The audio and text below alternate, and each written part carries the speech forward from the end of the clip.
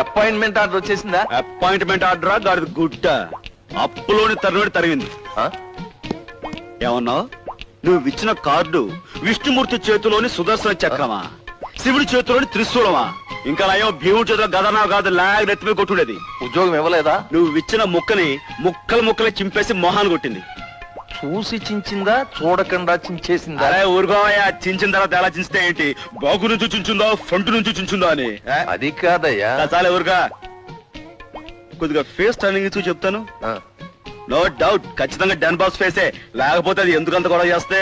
అది ఇది అనకాయ బాబు, ఎంతైనా నా సొంత కూతురు. కూతురా? అయ్య బాబోయ్, ఓసారి ఫేస్ ఫుల్ టర్నింగ్ ఇచ్చి చెప్తాను. బాలే వాడివయ్యా. పుర్రెముకు దెబ్బతింది, లేకపోతే ఎందుకలా మాట్లాడతా? ఓయ్ రంకుమాగడా, నేనే ఆ ఫ్యాక్టరీ ప్రొపరేటర్. అయ్య బాబోయ్. అపాయింట్